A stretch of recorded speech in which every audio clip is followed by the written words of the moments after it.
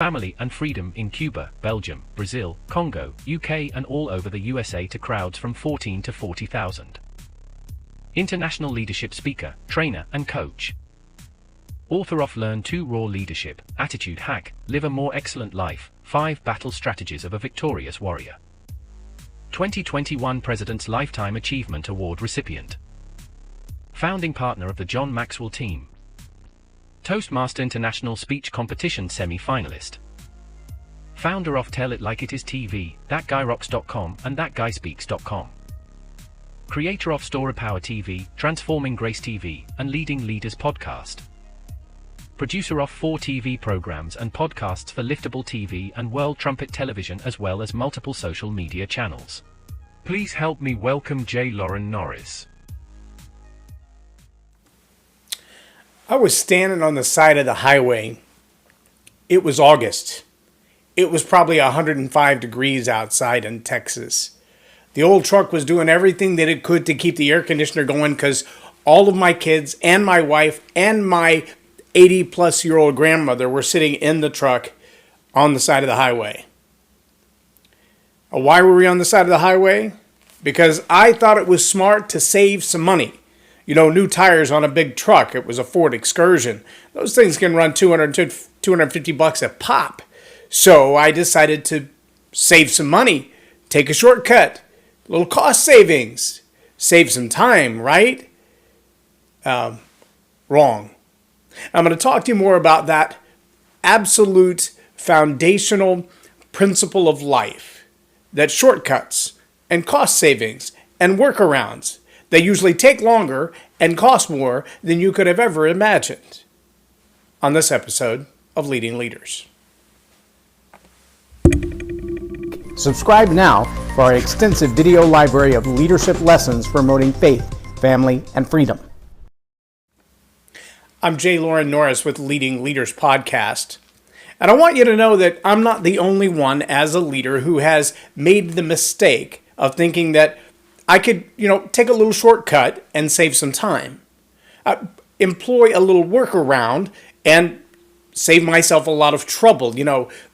Not so much red tape, not as many bureaucratic roadblocks and stumblings. If I can just, cut a little cost on one side and save a little time on another side and do a little workaround on another side, then, all of life will be better and there will be no challenges, right? Let's ask 3,500 flights that never made it home for Christmas? How many tens of thousands of people, Christmas of 2022, never made it to their families for their Christmas vacation? Or didn't make it back on time after they visited someone? They never got to their destination at all. Many of them spent hours upon hours, some days, in an airport not even close enough to home to jump in a cab and go back to the house and call it a day. No, they made their first flight, but not the connecting flight or the subsequent flights. And so here they are, hundreds of miles from home and hundreds, if not thousands of miles from their destination. And all because somewhere, someone thought it would be a good idea to do a workaround, save a little money, find a shortcut, and not upgrade the software. Not upgrade the software. Now, maybe you as a leader, you don't have a giant software program that operates your entire business that millions of your customers rely on your efficiency to utilize. Maybe you're the kind of person that, it's just a little bit of homework that you have to do to be able to fix that problem. I know that as I've done a lot of my own shade tree mechanic kind of stuff, there have been many, many times that I ran across a part that needed to be replaced that required a specific tool to replace that part. One example of those would be the ABS sensor is built into the wheel hub on the front of a four-wheel drive Suburban, or at least in mine it is. And that wheel sensor has a very short little cable, and it has a little bolt that holds the whole system together in the brake caliper, and that bolt is a Torx bolt, meaning it kind of looks like an Allen bolt, except it has a pin in the middle of it. It kind of looks like a socket, only it's inverted. It's a strange little thing. And that particular one, if you buy a whole set of Torx bits, will cost you $100. If you buy one Torx bit, you could get it for, I don't know, 12, 15 bucks for one bit. But if you use a pair of vice grips on the outside of that, you can grab a hold of it and wrench on it for an hour and a half. And you could have gotten the other car and driven, or had somebody even deliver to you a $12 bit. At that point, you've got to ask yourself, what's an hour and a half of your time worth? If you make more than $8 an hour, the $12 is a win. Are you following me so far? You could have spent the $12 on the little tiny tool and saved yourself an hour and a half of time. I wasn't that smart 10 years ago when I had to replace that speed sensor in my truck. I'm hoping that with age I get a little smarter, and here we are in a brand new year in 2023, and I hope I'm a lot smarter than I was even last year, like Friday. I don't know that I am, but I hope that I am. I do know this, though. There are a lot of leaders who are thoroughly convinced that they can take shortcuts in their leadership. They can take shortcuts and save money. They can take shortcuts and find workarounds. They can find another way to do it other than the right way. Let me take you back to James Malinchek's analogy. There's the working smarter, there's working harder, and then there's working right. If I want to get from one room into the next room, I could go bang my head against the wall until there's a hole in the wall. And the more I'm willing to bang my head against the wall, the sooner there will be a hole in the wall. So I can work harder and harder and harder until there's a hole in the wall. Or I could work smarter. I could get a chair and use the feet of the chair to dig a hole in the wall and then slam my head through it. And at least I won't have as much pain, and I'll eventually get through the wall. That's working smarter. Or I could work right. I could examine that wall and figure out how close is the nearest door. See, that's just working right. It's not a workaround. It's not a shortcut. It's not a cost saving. It's doing it right. Sometimes it takes longer to have a shortcut. It costs more to save a little cash up front. It actually will prevent or cost you more in time and productivity just to have a workaround. So back to my first story that I opened with. That nice hot August day on 114 in North Texas, 100 plus degrees outside, all of my family, including my elderly grandmother, inside the truck, hoping that an idling Ford Excursion would keep the air conditioner on and keep them from melting. Meanwhile, I am melting. All 3 layers of my clothes are saturated from the inside out as I'm trying to get the back tire off this truck. Why? Well, because new 35-inch BFG tires are about $260 a pop. So I decided I'm going to go a cheap route. I went to a used tire store and I bought 2, not 1, 2 used BFG tires that fit the back of my truck. The first one blew out. While I was at a slow speed, coming up to a red light, I was able to swap it out. Wasn't that big a deal. I was by myself. The second one blew out while the spare was on the ground. And when it went, it ripped the siding, the trim off the backside of my truck. It left dents in the metal of the truck. It beat up the whole side of the truck. I'm surprised it didn't break the window. Now, if you just do a real simple cost analysis and ask yourself, what was the cost of a new tire? About $265, maybe $300 mounted and balanced and out the door. What was the cost of the damage done to the truck? Over $1,000. Did I save any money? No. Did I actually have an effective shortcut? No.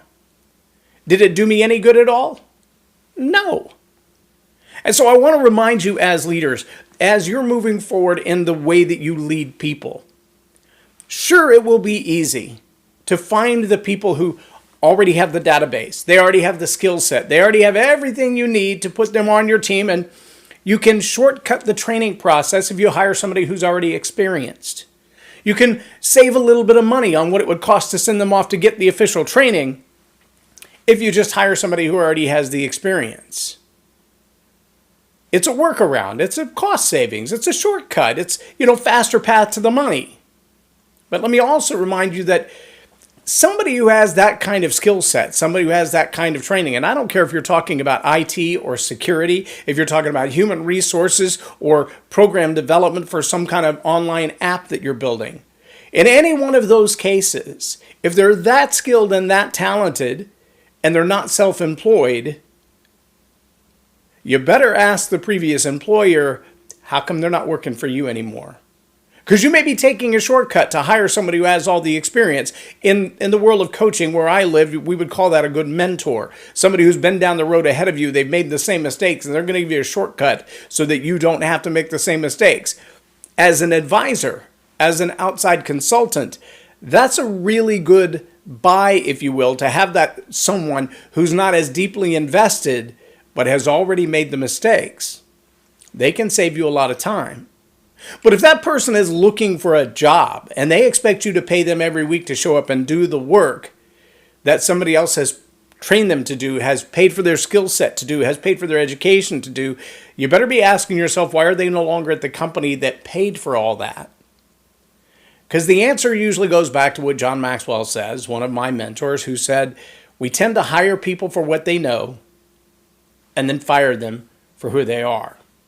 Well, sure, you may actually be getting a shortcut, a cost savings, a workaround by hiring the genius who's already been trained in this skill set. You may also be hiring a bag of hammers. Someone who, yes, they have the skill set, their resume is completely filled out, and actually they're just running for office, having zero experience. They just knew what to put on the resume to get the job. Happens every day.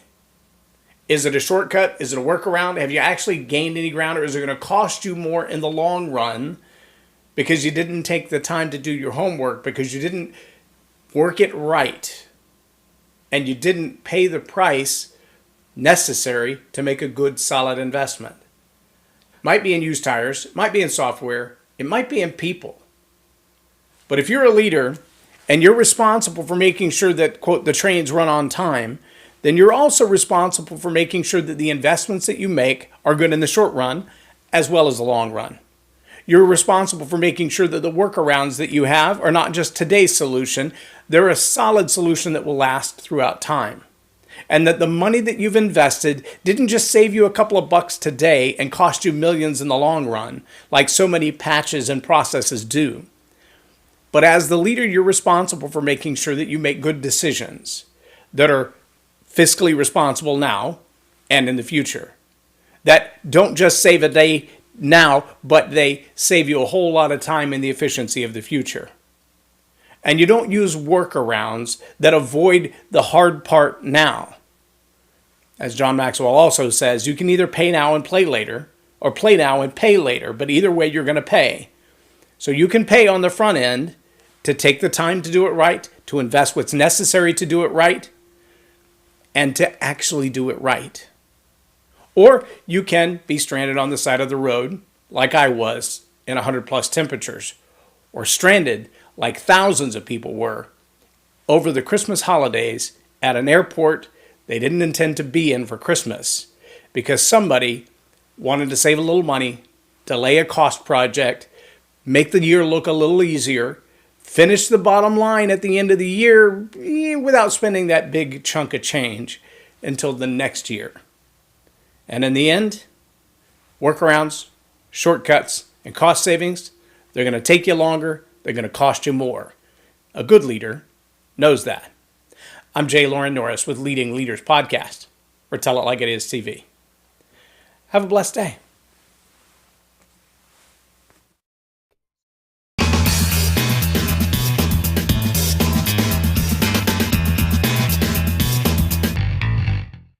Loren is a master teacher on storytelling, and I learned so much. I'm really going to have to sit down and go back through everything, and I think I might have to have some more coffees with Loren, but it was totally worth my time, and I really highly recommend it if you're looking to grow your ministry, grow your business, grow your career.